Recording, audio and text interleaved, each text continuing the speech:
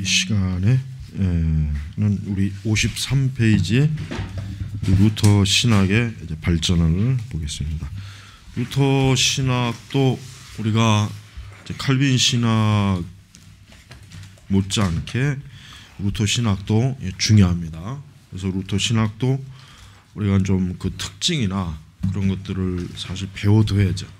우리 개신교 목회자들은 루터의 신학을 어느 정도 기본적으로 알고 있어야 돼요. 그래야 종교개혁자의 그 정말 선두에 선 루터 선생님이 어떠한 신학적인 발전을 했는가, 어떠한 사상적 토대를 가지고 있는가, 그걸 알아야 우리가 종교개혁을 정말 바르게 이해할 수 있습니다. 그래서 우리가 루터 신학 자체를 우리 개혁주에서 소홀하면 안 됩니다. 칼빈의 신학만이 아니라 루터의 신학도 우리가 알고 있어야 돼요. 루터는 어쨌든 중세 시대 사람이에요. 루터는 중세 시대 사람이라는 걸 우리가 일단 전제를 해야 돼요. 왜냐하면 루터를 마치 근세 시대 사람으로 알고 있는 사람도 많더라고요.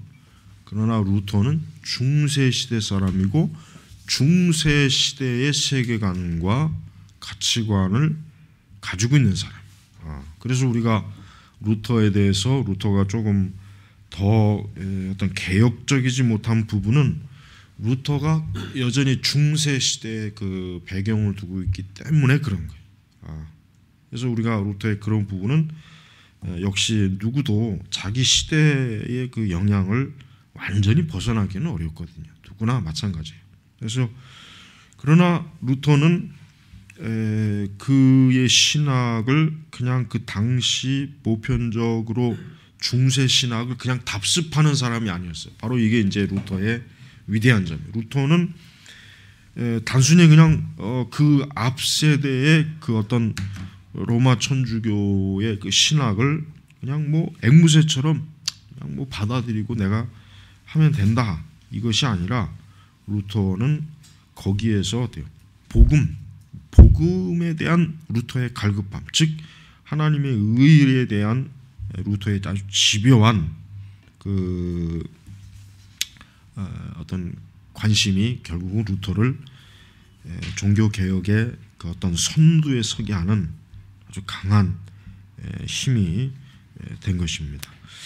그래서 루터의 이제 신학적 발전을 하나하나 살펴보면은 루터는 이제 초기에는 뭐 말 그대로 충실하게 로마 가톨릭의 그 전통적 신학을 이제 배우고 이제 거기에 관점을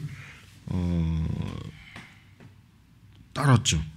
그러나 그래서 이제 지금 언설집 루터 우선 그 중간에 보면 하반절 이곳엔 이신칭의 교리는 없다. 롬바르두스 편에 의치하여 가브리엘 비에를 비판하는 루터를 본다. 루터는 인간의 선한 의지 자체가 하나님의 선물임을 말하고 결코 인간의 본능적 힘을 말하진 않았다. 오캄 신학에 따르면 인간의 본능적 힘은 구원 서정에 있어서 첫걸음이 될 수 있다. 루터는 또한 내재적 은혜에 대해서도 말하기를 주저한다. 루터는 성령의 계속 동인 현재적 은혜를 강조하고 루터는 스콜라 전통의 무정행의 신앙을 버리고 진실한 신앙이란 예수 그리스도 안에 감추어진 구원의 지시라고 말한다. 루터는 그 당대의 스콜라 전통의 그 신학에서 정체된 것이 아니라 그래도 신앙, 역시 신앙의 그 어떤 중심은 적어도 그리스도 안에 있어야 된다. 그리스도에 대한 어느 정도의 그 인식을 이제 서서히 하고 있어요. 그러다가 이제 시편 주석, 이제 시편 주석이 사실 중요해요. 왜냐하면 시편 주석을 통해서 사실 루터가 복음의 눈을 떴어요. 사실 로마서 주석이 아니라 사실은 이미 시편 주석을 연구하면서 루터는 굉장히 즉 이제 후대에 이제 우리가 이제 보통 종교개혁의 신학이라고 하는 것을 루터는 시편을 통해서 사실은 어떻게 발견했다, 이렇게 봐도 됩니다. 특별히 시편의 그 모든 구절의 거의 대부분은 뭡니까? 그리스도에게 집중된 거예요. 시편이야말로 그리스도의 고난, 그리스도의 영광, 그리스도께서 당하신 그 우리를 대신하는 그 대속의 어떤 모든 것들이 사실은 시편에 잘 이렇게 녹여 있거든요. 그래서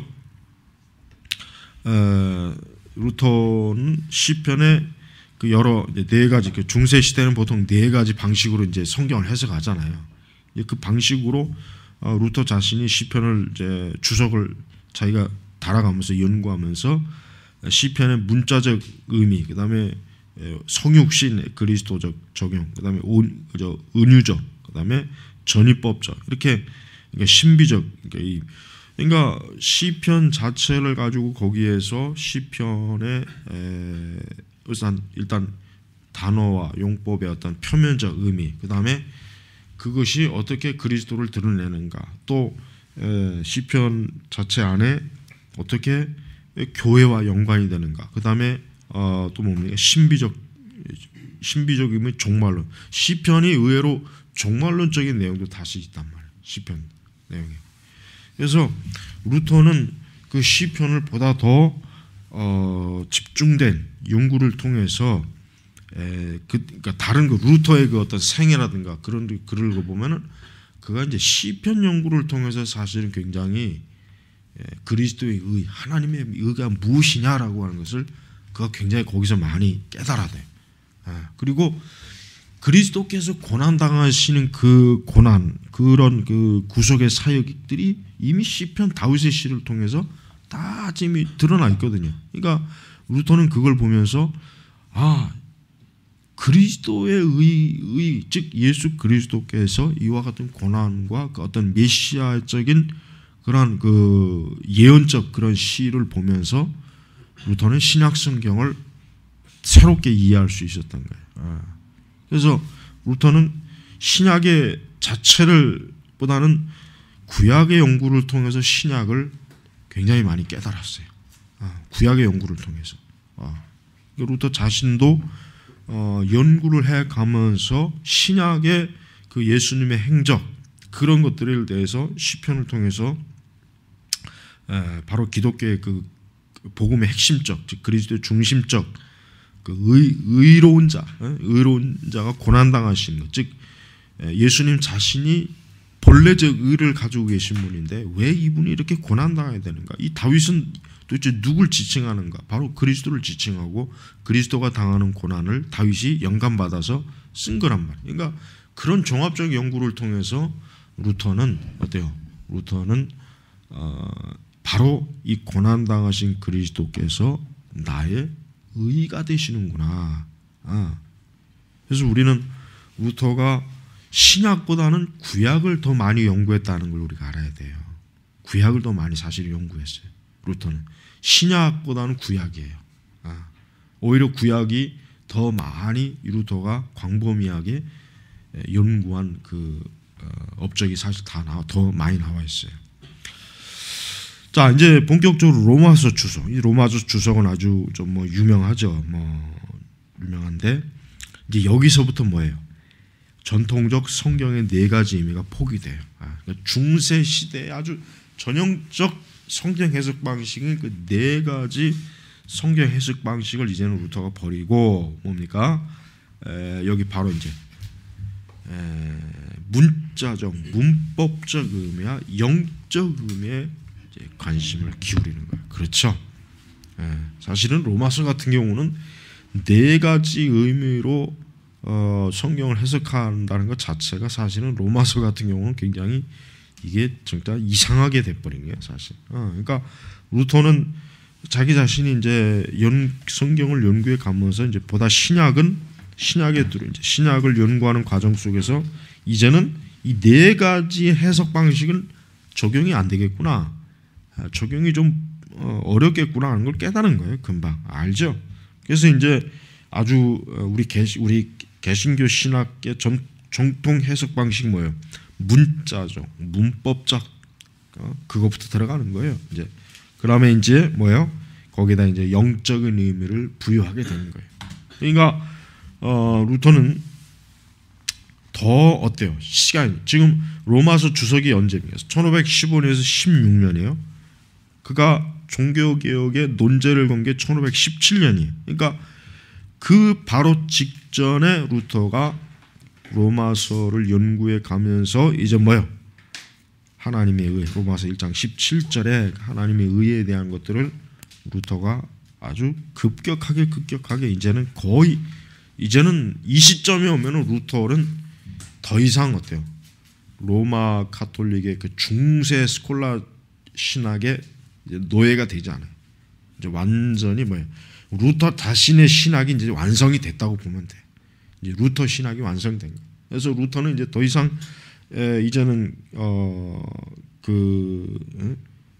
뭐랄까 중세 철학 아리스토텔레스의 그 철학의 체계에 의해서 형성된 신학에 루터는 그냥 맹목적이거나 그걸 쫓아가지는 않습니다. 이미 그걸 벗어나요. 그래서 이미 로마서 주석에서부터 벌써 뭡니까? 보다 더 구체적으로 하나님의 의에 대한 뚜렷한 주석이 이제 나타나는 거예요. 그래서 맨 하반절에 루터에게서 원죄란 죄의 행위가 아니라 존재의 뿌리에 위치하는 탐욕이다. 그렇습니다. 루터가 단순히 행위, 즉 인간의 어떤 외적 드러나는 행위를 만약에 원죄로 여겼다. 만약에 그렇다면 루터는 여전히 어때요?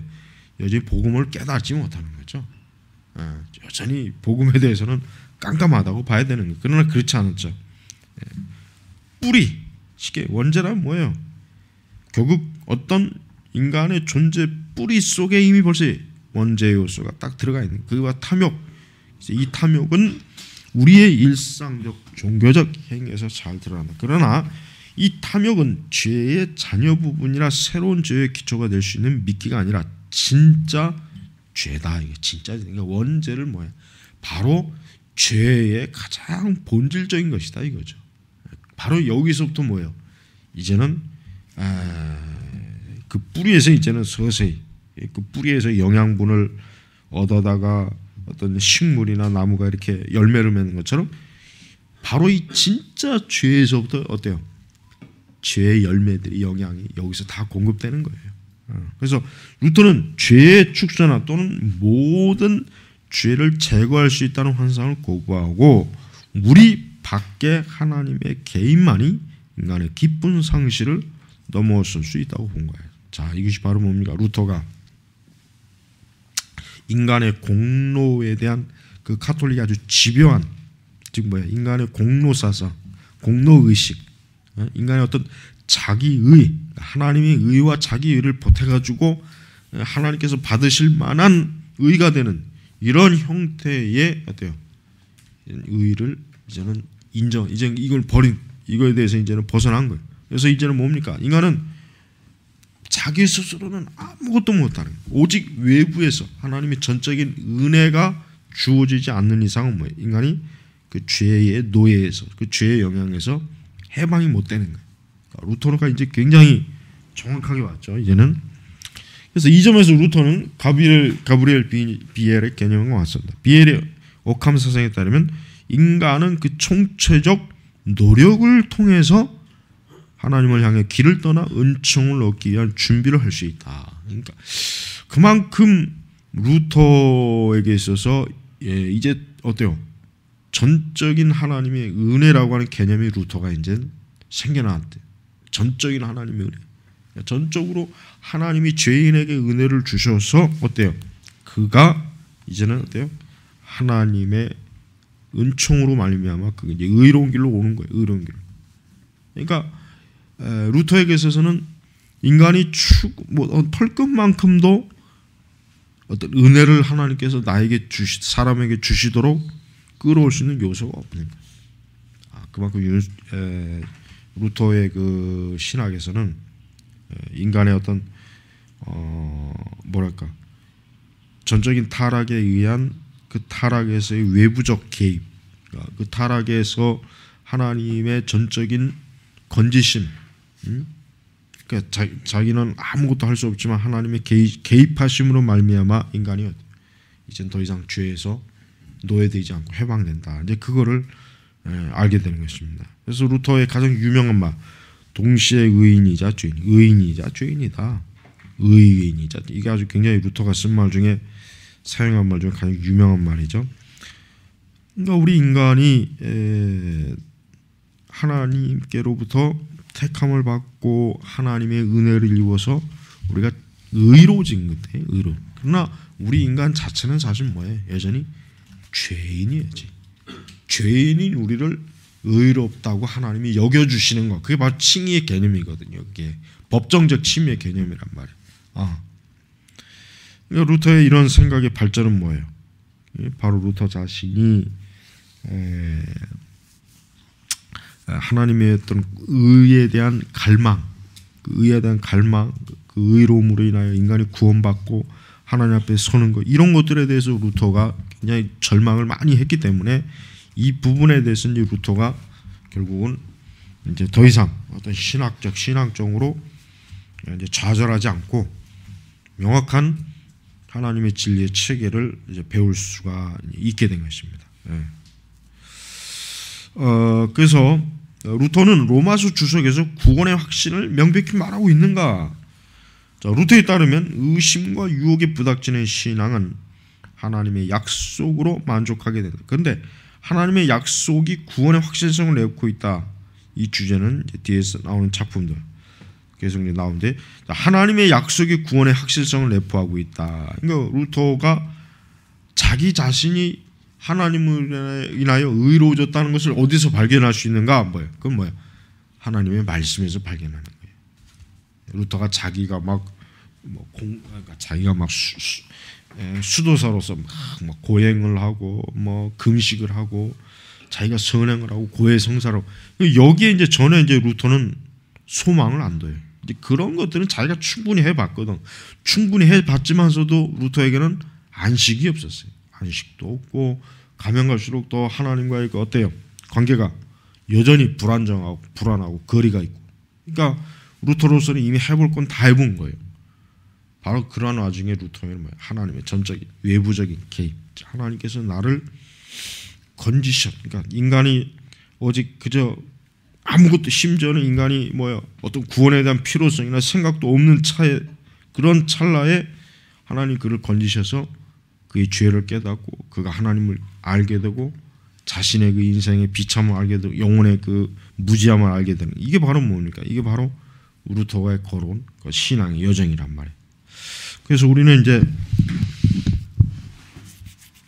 루터는 구원의 확신을 자기에게서 발견하는 게 아니라 뭡니까? 약속, 하나님의 계시의 말씀, 거기서 이제 발견하는 것입니다.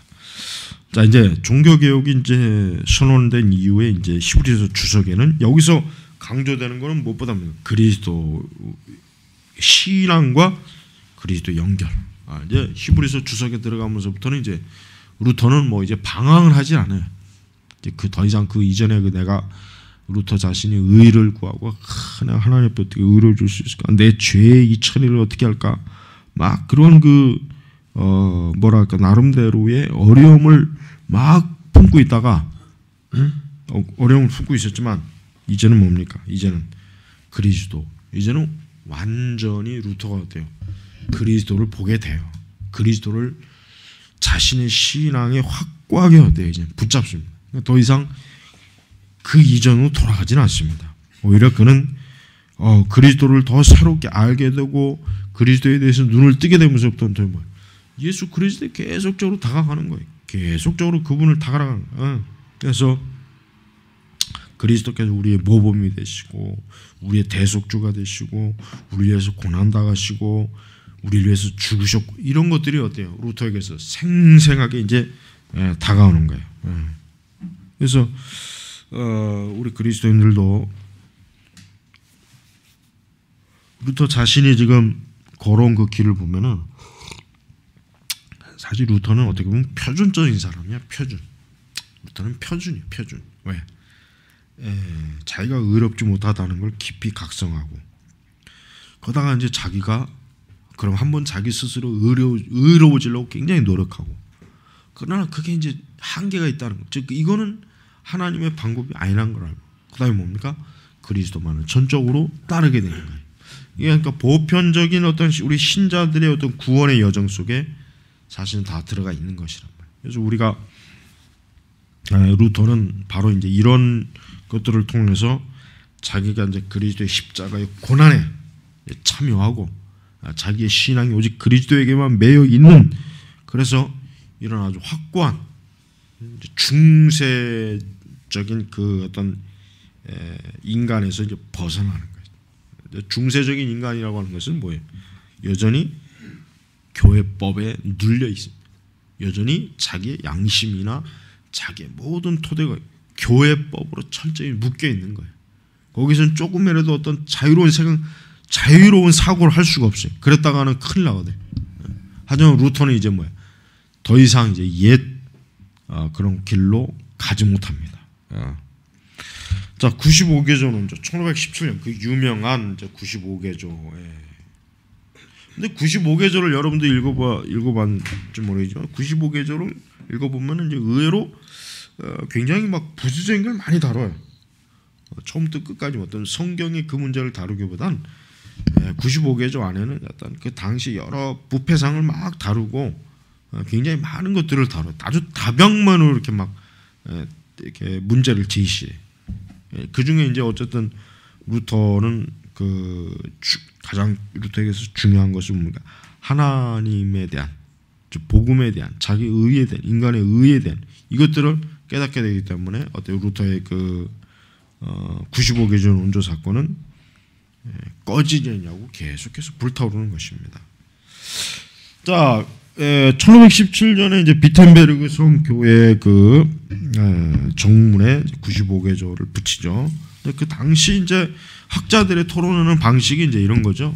그 당시 학자들의 토론하는 방식이 바로 자기가 이런 걸 토론하고 싶다 했으면 이제 공개적으로 그걸 이제 적어서 이렇게 딱 벽에다 붙이는 겁니다. 그러니까 우리는 루터가 왜 종교개혁을 했는지, 애시당초 루터는 종교개혁을 할 마음도 없었고 그런 인식 자체가 아예 없어요. 그냥 나는 그동안 이렇게 공부했다. 나는 그동안 이렇게 연구했다. 그래서 나는 이런 문제점을 지적하고 나는 결론을 냈다. 사실 이거란 말이에요. 그 당시 보통 대다수는. 거기에 대해서 이제 교수가 어때요? 그는 뭐 어떤 면에서 옳은 면이다, 잘못된 뭐, 그러니까 뭔가 이제 교회 내 이제 다른 박사들, 교사들, 그다음에 이제 그 당시의 로마 카톨릭에 대해서 조금이라도 좀 어떤 좀 개혁적인 생각을 한 사람들에게 공개적으로 나는 이런 것을 믿고 받아들인다. 나는 이런 것들에 대해서 나는 누구라도 나는 논쟁하고 싶다. 이런 의사 표현이란 말이에요. 근데 그게 이제 그 종이로 인쇄되어 가지고 그냥 전 유럽으로 이렇게 싹 퍼지죠. 그만큼 하나님께서는요, 루터가 역시 루터라고 하는 사람, 그의 일생, 또 그 시대의 돌아가는 상황을 보면은 하나님께서 복음을 새롭게 참 개혁시키고 무엇보다도 교회를 온전히 세워주기 위해서 이 복음이라고 하는 것이 사실은 뭐예요? 루터를 통해서 알려진 거예요. 세상에 알려진 거예요. 자, 그래서 진정한 면제의 의미를 묻는 95개조 논제 전체의 내용은 뭐예요? 몇 가지로는 구분되죠. 몇 가지 사실 구분됩니다. 참 회개가 무엇인지를 추구하는 것으로 삶 전체가 참여하는 것을 지적함으로써 시작한다. 그러니까 이제 어떤 죄라고 하는 것을 어때요? 각 개개인에게 책임을 돌리지 않고 모두에게 그 죄라는 책임을 묻는 거예요. 그래서 루터는 단순히 나는 옳게 신앙생활하는데, 그러니까 자기 자기에 대한 그 주장이나 자랑을 하기 위함에서 논제를 건 게 아니라 자기가 이제까지 바뀐 생각과 바뀐 어떤 그런 부분에 대해서 루터가 어때요? 좀 단호하게 이제 그것을 드러내는 것뿐이에요. 그래서 이제 일종 그다음에 이제 40조, 그다음에 94조, 92조는 참된 회개가 무엇인가? 참된 회개가 무엇인가? 그다음에 이제 그 6장 38절에 보면은 루터는 교황의 사죄 선포 권한을 인정한다. 이어 면죄부의 원리 및 잘못된 원리와 그보다 더 중요한 것을 강조한다. 신자의 믿음이 연약하고 그리스도에게 제사함을 받는다는 사실 쉽게 믿어지지 않는다. 이런 점에서 죄의 용서의 선포는 전통적인 개혁교회 예배의 의식에 들어있다. 하지만 면죄부는 뭐예요? 모든 형벌과 관련된 것이 아니고 교황이 부패한 형벌과 관련되어 있다. 20조, 21조. 따라서 면죄부 설교는 말씀의 설교가 아니라는 것. 따라서 일종의 소극적인 자비 행위라는 것에서 선명된다. 그러나 불행하게도 면죄부 쌓기는 돈을 긁어모으는 수단이 되었다. 그러니까 루터의 그 사건을 통해서 뭐예요? 가톨릭은 그걸 빌미로 어떤 뭐예요? 오히려 더 자기들의 그 부패한 종교적 부패를 더 막 그냥 뒤로 하는 그런 결과를 가져오게 된 거예요. 하지만 이제 루터로서는 이 면죄부가 아마도 제일 비판하기 좋은 하나의 목표가 될 수도 있어요. 루터에게는. 왜냐하면 물론 우리가 이제 뭐 단순히 루터가 면죄부 때문에 뭐 종교개혁을 했다 그런 게 아닌 건 아니죠. 그런 게 아니죠. 루터는 이미 벌써 그 전에 사전에 충분히 연구하고 자기 개인적인 저술을 해가면서 더 굉장히 심각하고 진지하게 어때요? 종교개혁의 원리를 성경에서 깨우친 거란 말이에요. 그러니까 우리도 루터의 이런 그 집요함을 배워야 돼요. 하나님의 진리에 대해서 계속해서 막 누가 뭐라 그래도 그 진리를 파고드는 거, 그 진리에 대해서 끝까지 이 진리가 옳다는 것을 입증하는 거, 이것이 사실은 굉장히 중요한 것이. 자, 그러나 이제 이렇게 루터의 이런 어떤 교회 개혁에 대한 주장이 썩 받아들여지지는 않았어요. 그건 우리가 알고 있겠죠. 그래서 이제 루터로 하여금 좀 더 하나님이 기뻐하시는 사역에 뛰어들 것을 이제 시대 자체가 요구하는 거예요. 시대 자체가. 루터를 그냥 단순히 시골에 있는 저 지방 중소도시에 있는 시골의 한 무명의 수도사쯤으로 교황 로마는 여겼지만 실제 루터는 뭡니까? 전 유럽의 반을 카톨릭에서 빼앗아서 그리스도께 복종시키는데 쓰임받은 인물이란 말이에요. 우리가 그 루터의 그 기본적인 인물 형성을 잘 알아둬야 되겠습니다. 잠깐 쉬죠.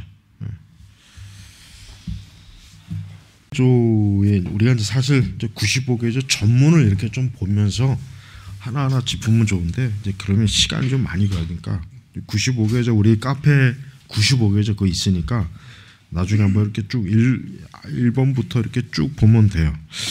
그래서 이제 특별히 95개조를 내가 전에 읽어봤지만은 어떤 루터가 꼭 어떤 물론 신학적인 문제도 이제 제기했지만 그 당시에 어떤 그 여러 사회적 문제 또 어떤 좀 뭐랄까 좀 올바르지 못한 그런 정의롭지 못한 것 또 어떤 잘못된 어떤 관행이나 뭐 이런 법 이런 것 뭐 다양한 것들을 루터가 굉장히 많이 끄집어냈어요. 어쨌든 그 중에서도 이제 뭐 어떤 면죄부 관련 그다음에 뭐 이제 근데 내가 볼 때는 면죄부에 대해서도 루터가 이제 나중에서야 이제 더 좀 치밀하게 신학적으로 반박하지 그렇게 그 당시에 그 면죄부에 대한 어떤 이의제기도 내가 볼 때는 그렇게 썩 뭐 이렇게 더 신학적으로 치밀하거나 그렇지는 않더라고 내가 그때 이렇게 보니까 그래서 그 95개조는 하여튼 그 당시의 중세 시대의 어떤 종합적인 문제를 루터가 망라했다고 보면 돼. 그래서 뭐 그런 것들에 대해서 우리가 이제 뭐 보면은 그 당시 이제 이런 그 잘못된 그 관행 그런 것들이 많았구나. 이제 그런 거를 우리가 이제 알 수 있어요. 자, 그다음에 이제 하이델베르그 논제로 들어갑니다. 자, 28개의 신학적 명제와 자, 이제 보통 우리가 95개조는 거의 많이 들어봤고 또 이제 보기도 하는데 이제 하이델베르그 논제는 사실은 조금 생소한 면이 많이 있을 거예요. 거기는 이제 뭐냐면은 좀 더 루터가 종교개혁 이후 그러니까 그 시발점을 이후로 한 1년 정도 루터가 굉장히 어때요?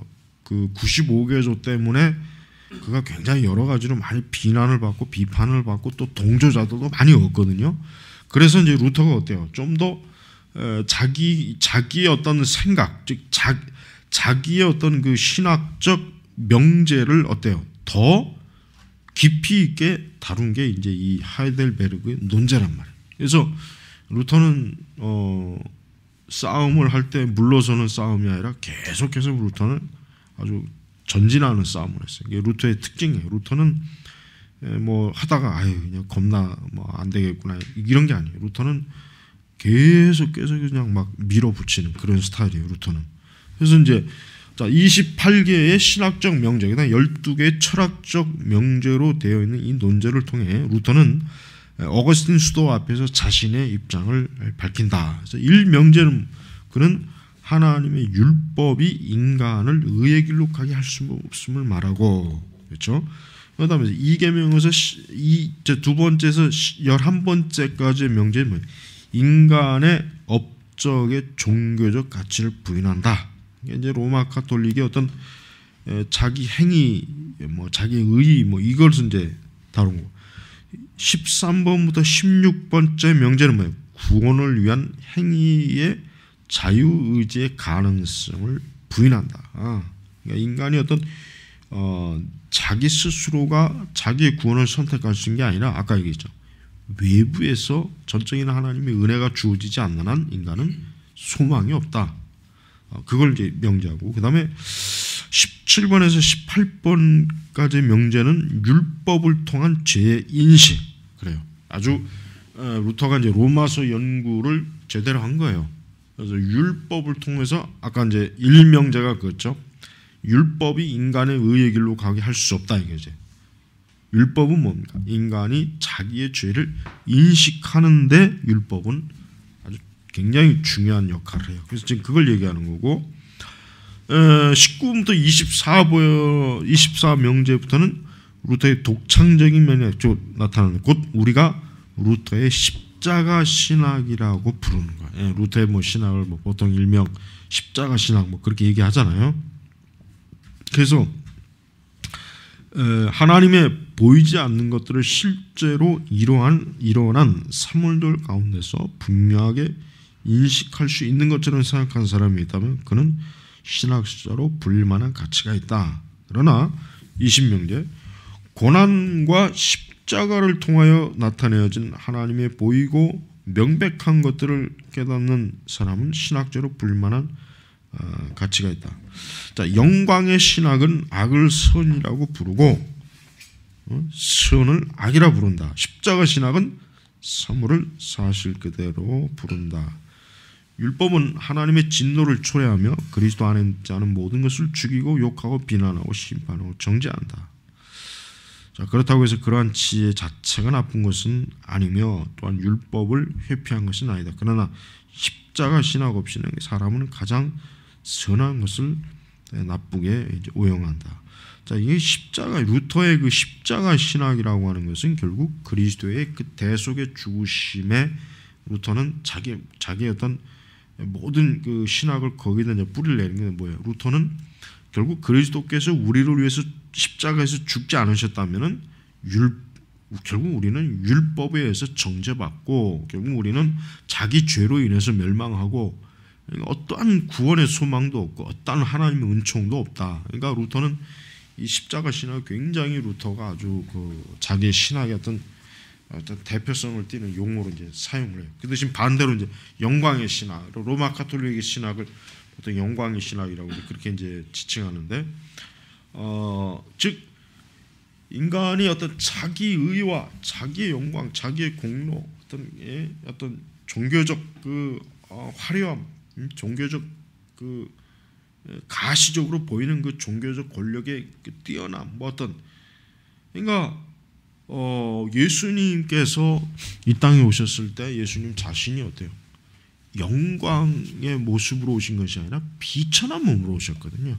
자기 비하, 자기를 낮추시고 자기를 십자가에서 죽기까지 자기를 스스로 좀 천하게 보이시고, 이게 우리 기독교는 그 예수님에게 집중해야지 우리가 어떤 십자가 없이 영광, 십자가 없이 어떤 그 예수님이 하나님 우리에게 베풀어 주신 그 좋은 것으로만 그냥 막 교회가 이렇게 신앙이 막 그런다면은 그 신앙이 과연 온전한 신앙이 될 수 있겠는가? 이제 그걸 이제 얘기하는 거예요. 그래서 루터의 이 논제는 더 95개조에서 더 많이 제대로 다루지 못했던 신학적 명제를 더 여기서 많이 다뤘어요. 그래서 다뤄가지고 종교 개혁을 그냥 사회 개혁 차원으로 루터가 흘러가지 않도록 아주 그 참 뭐라요, 신학적인 그 중점으로 잘 루터가 방향을 틀은 거예요. 그냥 단순히 만약에 루터가 그냥 뭐 좋은 사회 만들자, 뭐 좋은 종교 만들자 이렇게 하면 큰일 났죠. 그러면은 그냥 잠깐 그냥 막 이렇게 반짝하다가 또 시간이 지나면 그냥 아마 잊혀져 버렸을, 흘러버렸을 거예요. 그런데 이제 루터는 더 신학적인 명제를 분명하게 하잖아요. 그래서 자기를 추종하는 사람들에게 어때요? 그들에게 신학적 관점으로 자기의 주장을 이해하도록 한 거예요. 에라스무스하고는 틀리죠. 에라스무스는 이렇게 못했어요. 에라스무스는 뭐 사실은 신학자가 아니라 인문학자니까 그러긴 하겠지만 에라스무스하고 다른 게 바로 이거예요. 루터는 자기의 주장을, 자기 어떤 그 주장을 그냥 다시 자기 어떤 철학이나 자기의 지식이 아니에요. 성경, 그다음에 신학, 이거로 루터는 아주 끝까지 죽을 때까지 그는 루터 신학, 자기의 어떤 그런 종교계획의 대의를 잘 하여튼 짜는 그런 사람이었어요. 자, 루터의 3대 논문, 이거는 뭐 우리가 지금 사실은 뭐 별도로 사실 배우고 있잖아요. 사실은 별도로 배우고 있어서 굳이 뭐 사실은 우리가 여기서 다루기는 좀 그런데, 어쨌든 루터의 3대 논문은 어때요? 3대 논문은 루터 신학, 루터교, 루터주의, 루터의 그 종교개혁의 어떤 대의 명분, 그것을 아주 종합적으로 알려주는 게 루터의 3대 논문. 그래서 요거는 이제 뭐 여러분들이 개인 시간 있을 때 이제 한번 읽어봐도 되고, 아니면 뭐 우리가 이제 루터의 3대 논문을 하니까 그걸 이제 보면 되고. 자, 그다음에 이제 그 63페이지 이제 운동과 운동 복귀. 자, 그가 이제 1521년 4월 17일에 이제 황제 앞에 서죠. 그가 이제 여기에 선 이유가 뭐겠습니까? 자기의 주장을 철회하라. 마지막 기회를 주겠다. 철회하면은 이제 더 이상 뭐 신문하지도 않고 파문도 하지 않고 그냥 원래 그 직위에 그대로 있도록 루터를 협박하면서 회유한 거죠. 그러나 루터는 뭐랬습니까? 여기 나와 있죠. 성경의 증거와 명백한 이성이 나를 설득하지 않는 한 내 양심은 하나님의 말씀에 사로잡혀 있습니다. 아주 그 유명한 말이죠. 나는 아무것도 취소할 수 없고 또 하기를 원하지 않습니다. 그래서 그가 이제 그 5월 21일에 이제 추방당하죠. 그래서 루터는 이제 성경의 증거.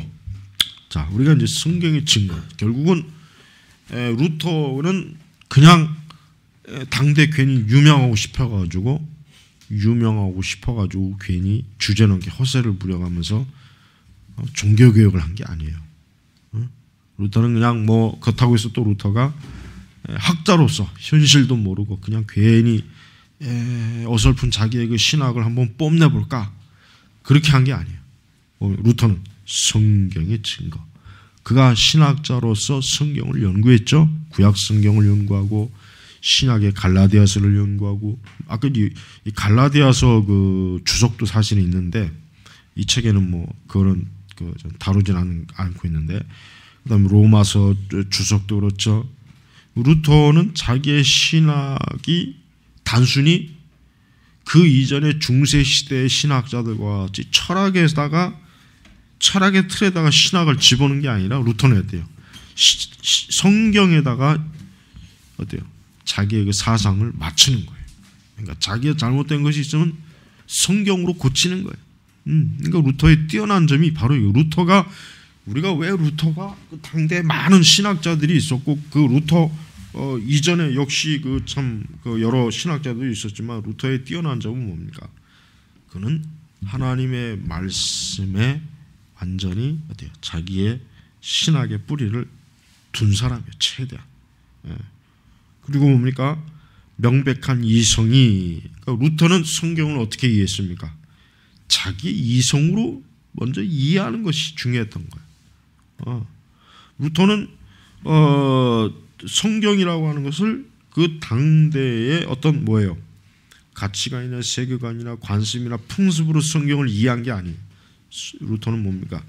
자기의 이성으로, 즉 하나님의 말씀에 좀 더 그러니까 객관성을 가지고 자기는 성경을 연구했다 이거죠. 주관적인 데 사로잡히지 않고 객관성을 가지고 어때요? 성경을 그는 본 거예요. 그래서 우리가 신학을 공부할 때 우리가 명백한 이성으로 우리가 공부해야 돼요. 그렇지 않고 우리가 신학을 공부할 때 그냥 뭐 감정에 사로잡혀 가지고 지금 신학 공부가 그런 거야. 지금 신학 공부를 할 때 보면은 자기 이성을 잘 활용하지 않아요. 그러니까 제대로 된 신학을 공부할 수 없어요. 그런 상태로.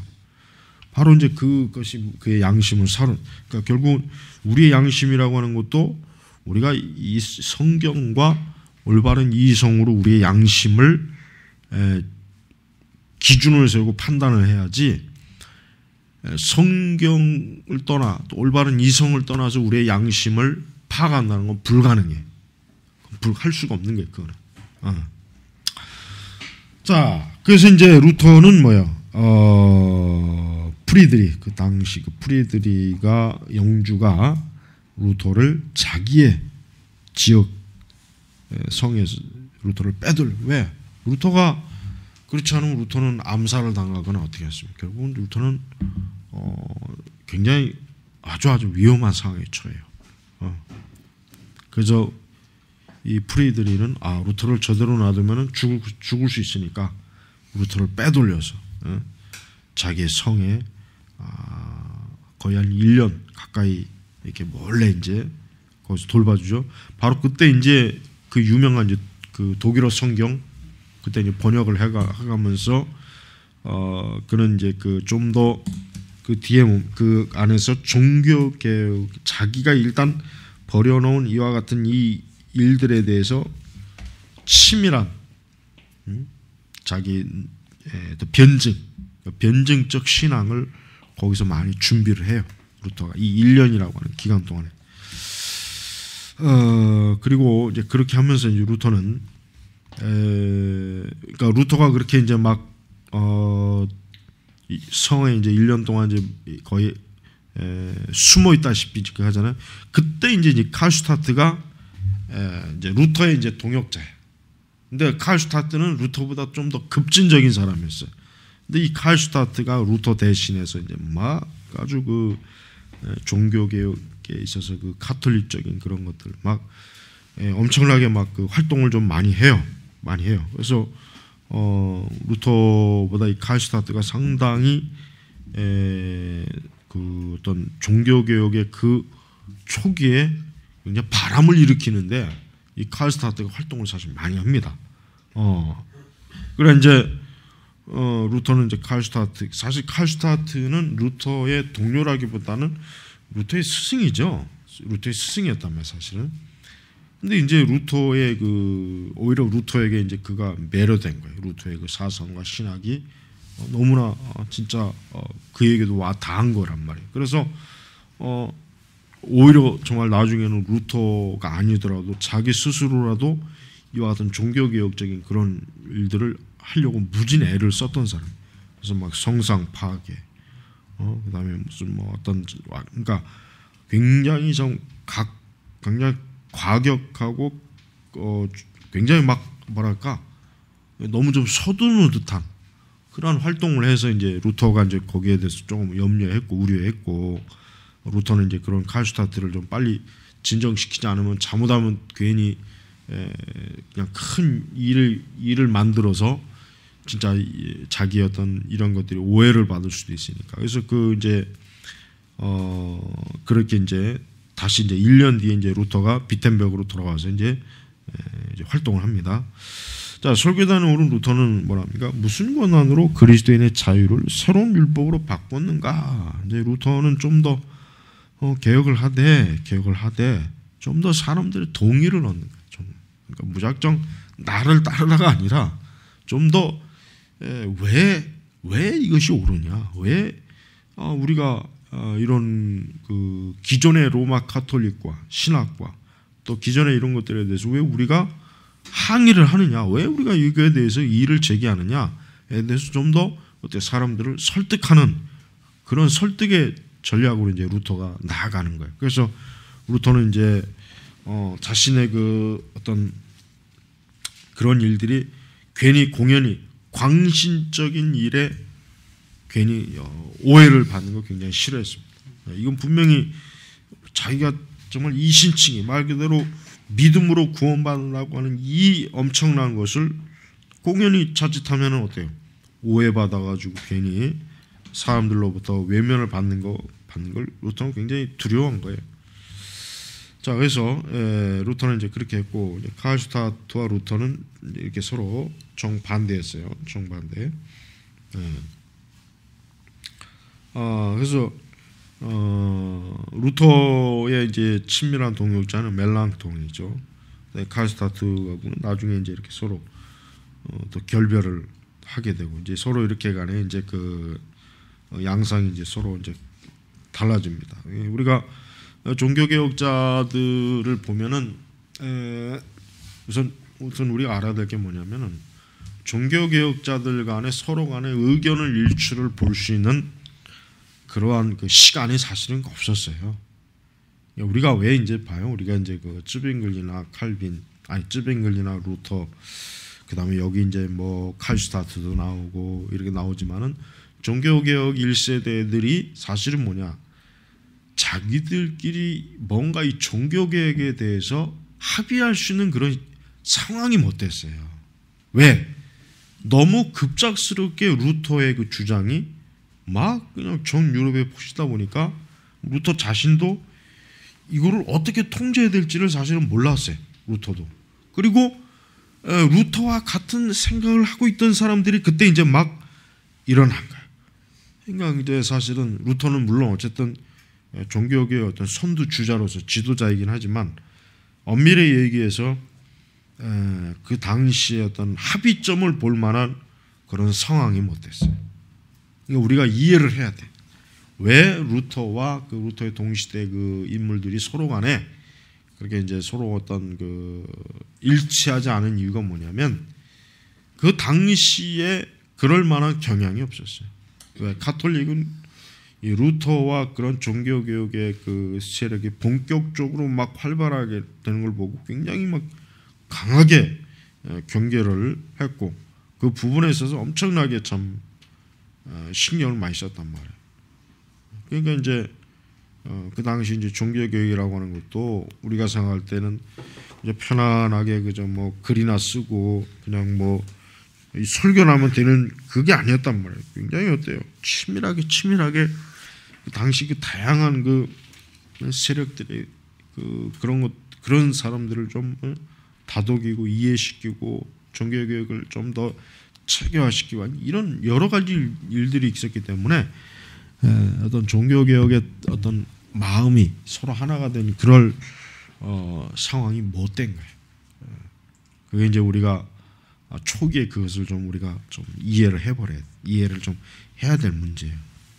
칼슈타트도 마찬가지예요. 만약에 루터가 루터가 이제 그 여기 프리드리 그 영주 성에 이렇게 1년 동안 거의 그냥 의폐되었다시피 있지만은 만약에 그렇지 않고 칼슈타트와 같이 있어서 칼슈타트를 루터가 잘 통제하고 지도했다면은 칼슈타트가 그렇게 막 그냥 그렇게 하지 않았을 거예요. 그래서 좀 더 루터가 그를 이제 통제하면서 좀 더 합리적이고 좀 더 하여튼 이 부분에 있어서 좀 더 우리가 많은 사람들한테 지지를 얻고 더 이런 걸 루터가 잘했을 건데 그럴 상황이 못 된 거예요. 왜? 시작은 루터가 했어요. 그리고 루터는 그래도 나름대로 철저하게 체계적인 게 있지만 칼슈타트 같은 사람은 그런 게 없거든요. 그냥 뜨거운 거예요. 그냥 이게 머릿속에 아직 종교개혁에 대한 뚜렷한 루터와 같은 그런 과정이나 연구가 없이 그냥 단순히 루터에게 영향만 받았기 때문에 막 뜨겁고 막 열정적인 거에 대해서는 무진장 막 강했는데 실제로 어때요? 실제로 루터만큼 준비는 돼 있지 않았던 거예요. 그러니까 이제 이렇게 어설프게 된 거죠. 좀 안타깝죠. 몇 시에 끝나지? 2시 반이야? 오늘은 맞다. 자, 그럼 루터의 이제 종교 개혁의 특징을 좀 보겠습니다. 이제 여기서 이제 아주 중요하네요. 이제 제일 여기서 이제 어떻게 보면 루터 신학의 결론을 이제 우리가 봅니다. 첫째, 우리 65페이지 중반 하반절을 봅니다. 먼저 루터가 로마 카톨릭 교회와 결별하고 수도의 세계 무의미를 말했을 때 그 중심에는 그가 이미 정리한 바 그리스도인의 자유에 대한 추구가 있었다. 그는 이제 루터는 확고하게 이제 길을 잡습니다. 뭡니까? 더 이상 카톨릭에 남아 있지 않겠다. 또 그가 이제 어거스틴 수도의 소속으로서 그런 평생 수도사로서 살 것을 그가 이제 서운했지만 그것도 이제 더 이상 그도 지킬 수 없었고 더 이상 그는 이제 그 수도에 머물 수도 없은 그런 상황이었어요. 그러다 보니까 이제 루터는 어때요?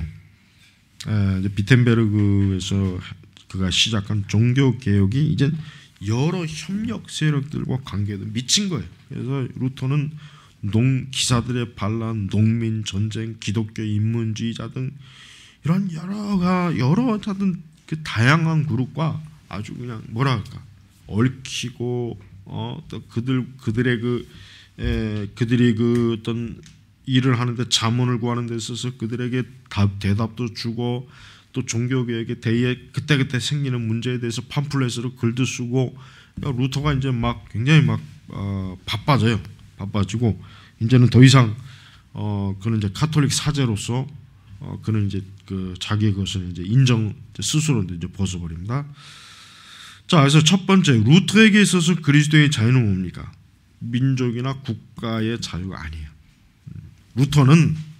루터가 만약에 루터가 만약에 엉성한 사람이었어 가지고 괜히 자칫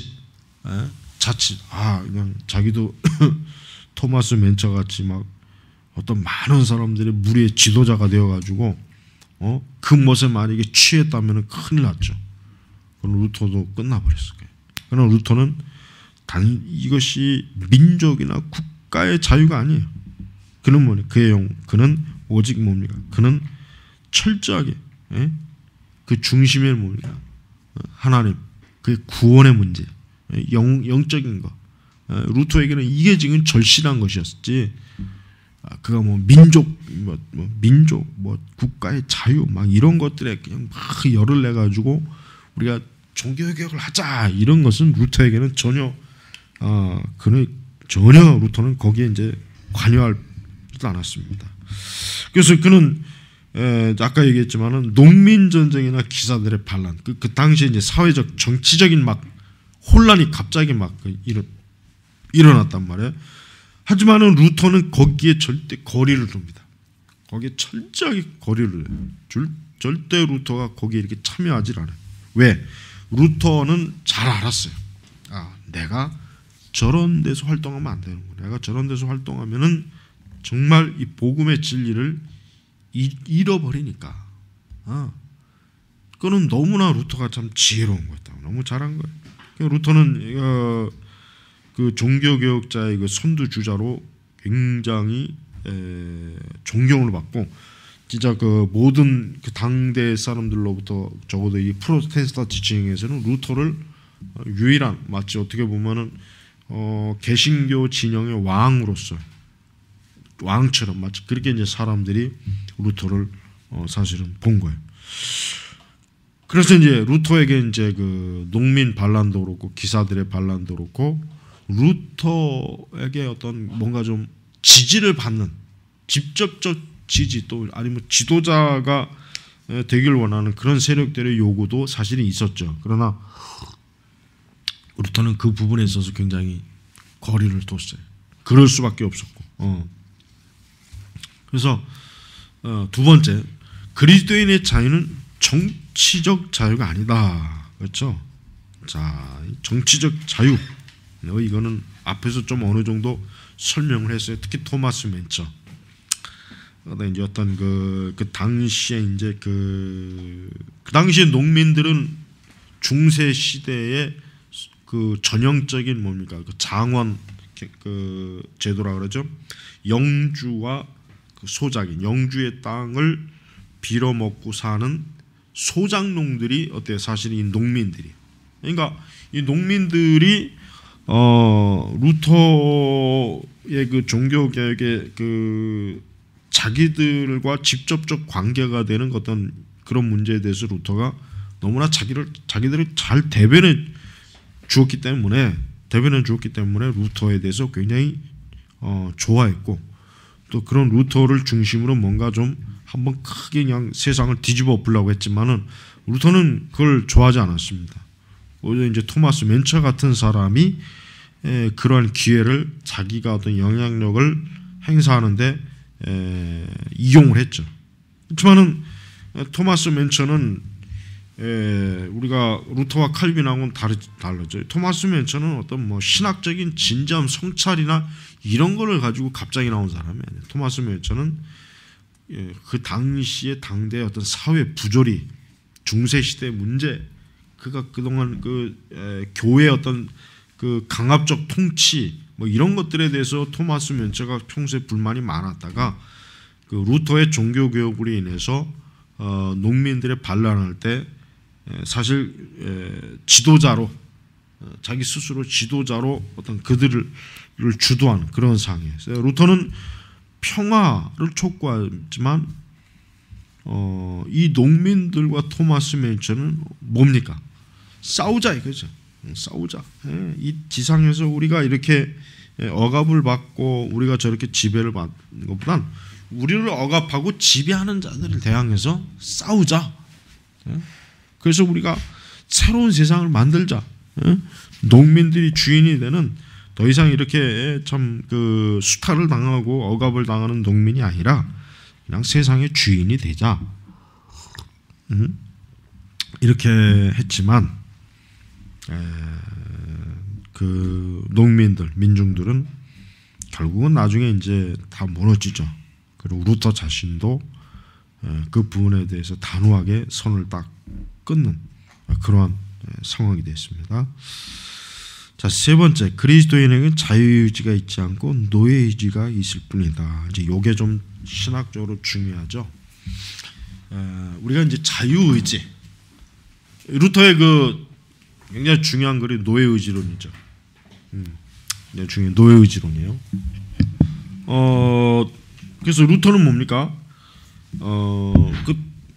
루터가 이제 평소에 그래도 좋게 보았던 게 에라스무스뿐만 아니라 그 당시 인문주의자들에 대해서 좀 거리를 둔 이유가 뭡니까? 이 부분에서 다시 이제 논쟁이 된 거예요. 루터는 에라스무스와의 논쟁을 통해 기독교 인문주의자들과 결별을 통보했다. 사실 엔키리디온의 저자는 계시가 문명을 섬기길 바랐고 그런 점에서 루터의 지나친 태도를 염려했을 뿐이다.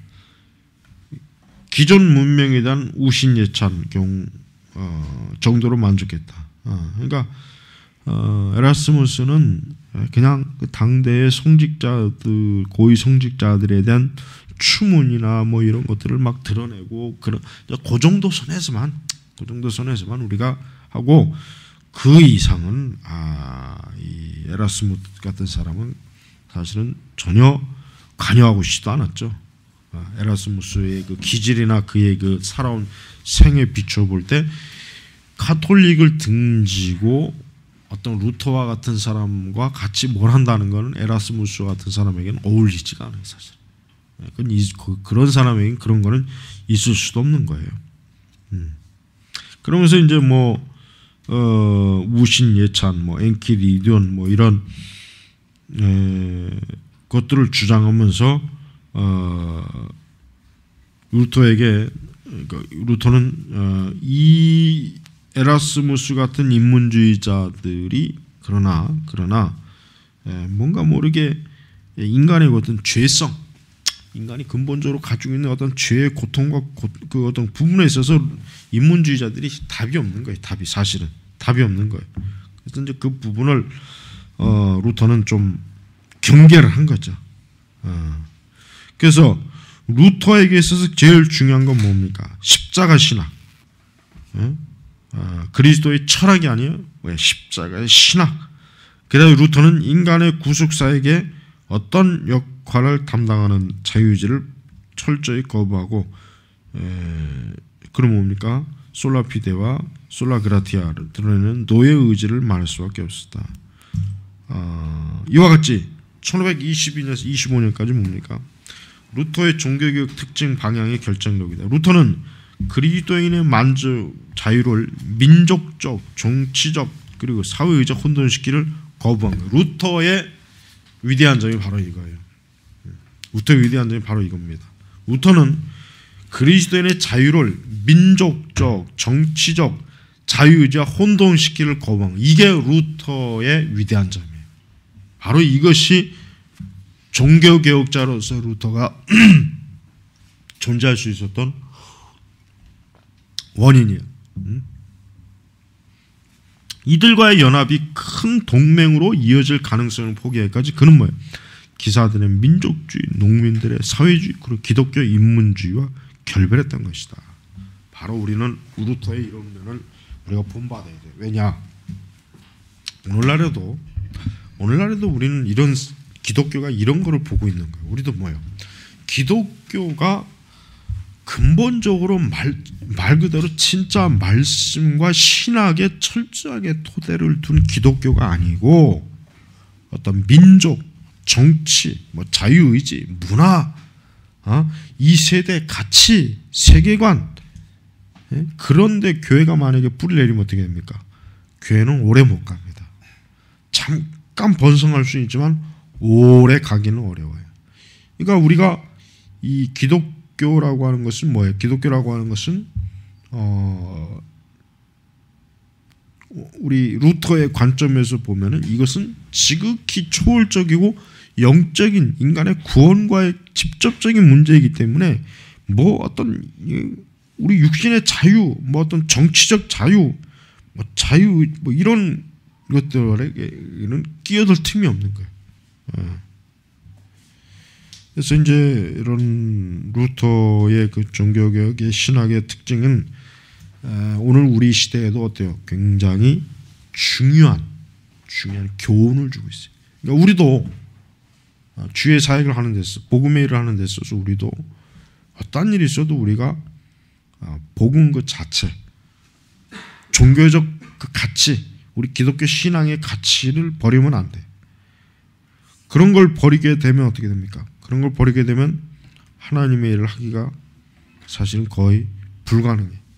흉내를 낼 수 있어, 흉내를. 그러나 하기는 불가능해요. 그래서 여러분이 루터가 왜 위대하냐 했을 때 루터는 복음 중심, 십자가 중심적 신앙과 그것을 중심으로 그의 사역을 일생토록 어때요? 일생토록 다듬었기 때문이라고 하는 것을 우리가 알아야 되는 것입니다. 이게 이제 제일 중요하다고 볼 수가 있어요. 자, 그래서 이제 루터 교회가 설립되죠. 루터 교회.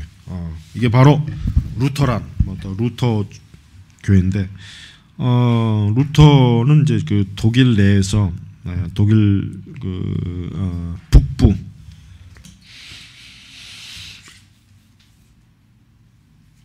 이제 독일 북부에서 이제 그 루터는 루터 교회로 본격적으로 설립이 돼요. 그래서 종교 개혁에 가담한 독일 군주들은 1526년부터 본격적으로 새 교회 조직을 구상합니다. 여기서 말하는 새 교회는 바로 루터 교회입니다. 그래서 우리는 이 루터교가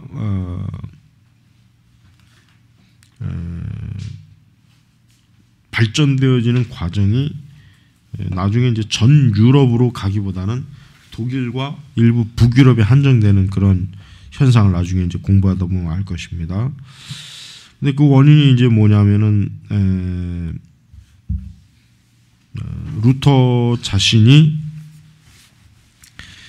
독일 사람이기 때문에 이 독일 민족이 교황과 결별을 해서 어때요?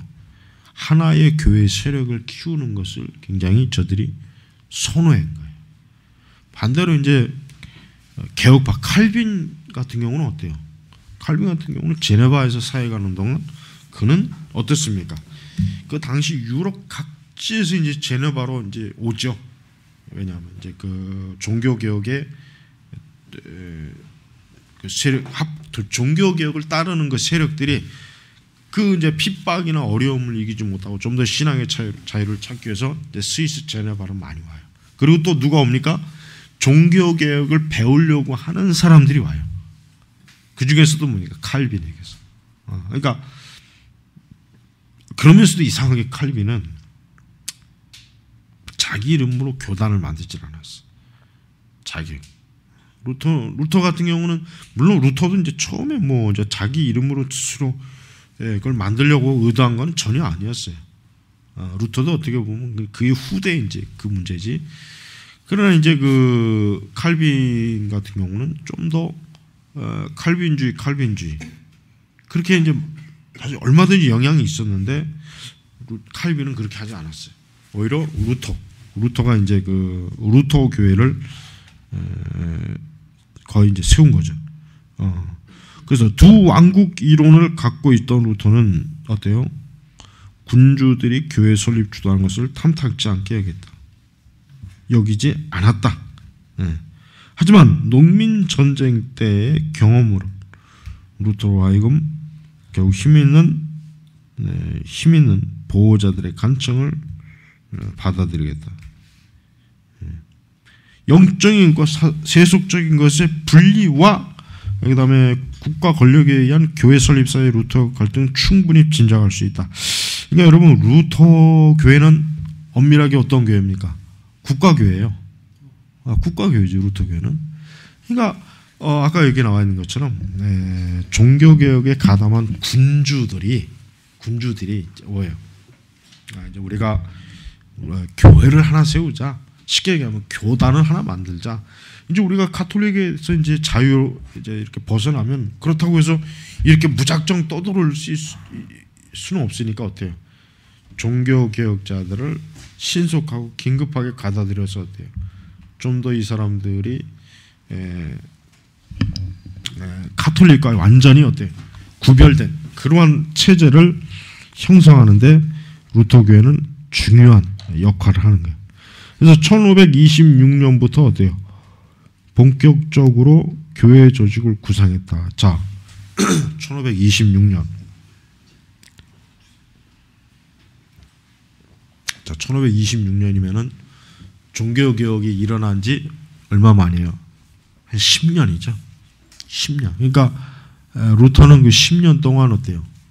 굉장히 그 참 그 가톨릭과의 그 다양한 가톨릭과의 그 어떤 대결 그런 걸 루터가 이제 경험합니다. 그리고 루터의 종교 개혁에 영향을 받은 그 군주들은 어떤 생각을 가지냐면 이 기회에 가톨릭을 없애버리자. 적어도 자기가 다스리는 지역에서는 가톨릭은 발을 붙이지 못하게 하자. 그래야 그 로마 가톨릭 교황으로부터 어때요? 종교적 위협, 또 종교적 어떤 경멸, 종교적인 어떤 목표를 추구 않아도 되게 돼 있는 거예요. 되게 되는 거. 그래서 그는 이제 교회 조직을 구성해서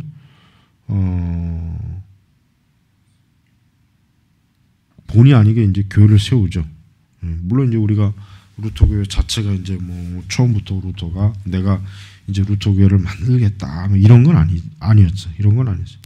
루터는 사실 그런 생각 자체도 없었고, 그러나 결국은 후대 비슷하게 루터 교회가 이것이다 저것이다 뭐 이런 논쟁 가운데서 결국 하나의 교회가 생깁니다. 그래서 이것은 왕과 귀족들, 그다음에 그 당시 민중들이 이제 우리도 로마 가톨릭 교회 같은 하나의 일관된 체계를 가진 교회를 세워서 더 이상 우리가 우리가 알지 못하는 다른 민족, 다른 사회 종교를 받아들이지 말자, 막 이런 생각을 한 것입니다. 자, 그다음에 이제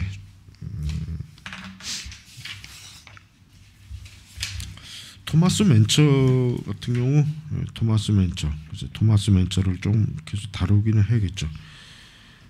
토마스 맨처에 대한 루터의 평가는 단호했다. 뭐라 했습니까? 화육된 마귀. 루터가 굉장히 말을 참 과격하게 해요. 화육된 마귀. 그러니까 뭐요? 인간의 몸을 입고 마귀라는 거예요. 쉽게 얘기하면. 그러니까 성육 마귀라 그래요. 성육. 하나님의 아들을 성육신이라고 그러잖아요. 근데 마귀는 이제 인간의 몸을 입고 온 마귀. 그만큼 이제 그 맨처를 싫어한 거죠. 그러니까 루터는 쯔빙글리도 굉장히 아주 막 심하게 얘기했고, 맨처도 심하게 얘기했어요. 루터는 아주 뭐 엄청나게 강해요. 루터에. 그래서 한번 그냥 자기하고 이렇게 뜻이 맞지 않으면 그냥 그거로 그냥 끝이에요. 루터 같은 경우는. 그래서 루터는 화육된 마귀, 맨처에게 이런 말을 할 정도면 교황에게 무슨 말 하겠습니까? 더하죠.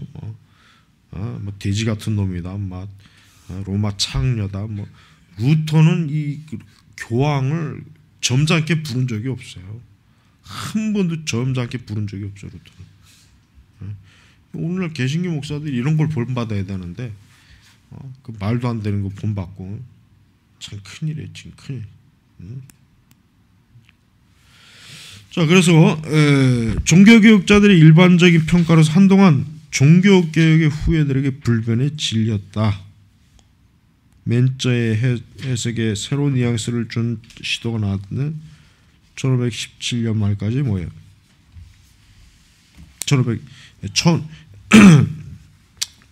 1699년 이제 그 경건주의 영향이 있는 루터파 사람인 고드프리 아르놀트가 교회와 이단이라는 역사를 통해 루터에 대한 존경은 초기에만 해당되고 카슈타트의 논쟁 때부터는 쇠퇴하기 시작했다고 말한다.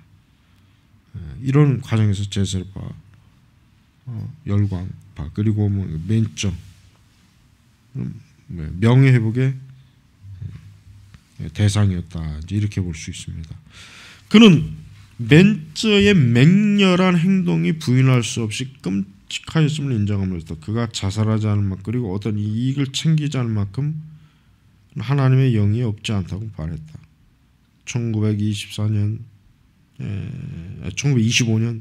이래 맨처와 그의 글들이 망각에 빠진 상태에서 아르놀트의 책은 계몽주의 사상에 큰 영향을 끼쳤다. 이렇게 할 수 있습니다. 그래서 토마스 맨처와 그다음에 그가 주변에 있는 사람들, 그다음에 이제 루터, 이렇게는 어때요? 굉장히 참 실제적으로 루터는 자기의 종교개혁의 가치를 깎는다고 본 거예요. 맨처를 싫어한 이유가 있어요. 자기의 그 순수한 종교개혁의 가치를 맨처가 훼손시킨다. 농민들하고 이 칼을 들고 이 농기구를 들고 자기들 마음에 안 드니까 좀 새로운 체제를 만들어서 다 뒤집어 엎자. 이거는 루터에게 있어서는 뭐요? 굉장히 이거는 자기의 그 활동에다가 엄청나게 먹칠을 한다고 보는 거거든. 그럴 수밖에 없어요. 그렇지? 그러니까 그렇게 될 경우 만약에 루터로서는 애매한 거. 그러면 내가 저들의 편에 참여하겠냐? 그러면 나 역시 왕과 군주들과 어때요? 등을 져야 되는 거예요. 그렇지 않고 그러면 왕의 편에 쓴 왕이나 군주들 편에 쓰느냐? 그러면 이제 결국 뭐야? 결과적으로 물론 표면적으로는 그렇게 했지만은 결국 그 당시 뭐 이제 루터를 다 변절자, 가난한 자를 돌보지 않고 부자, 권력 있는 자에게만 빌붙어 갖고 사는 자 이렇게 평가를 내린 거예요. 바로 그것을 루터가 참 억울하게 누명을 뒤집어 쓴 것을 우리가 잘 알아야 되겠습니다. 그래서 우리는 루터는 생각의로 종교개혁을 그래도 잘 리드해간 사람이에요. 잘 리드해간 종교개혁. 아주 그 참 물론 칼빈과 같이 좀 체계적, 지적인 체계와 조직적 어떤 저서를 남기지는 않았지만 그러나 루터로서는 그 시대에 맞게 굉장히 지도자로서 잘 이끌어 나갔다는 것, 이걸 우리가 인정을 해야 됩니다. 자, 오늘은 여기까지 하겠습니다.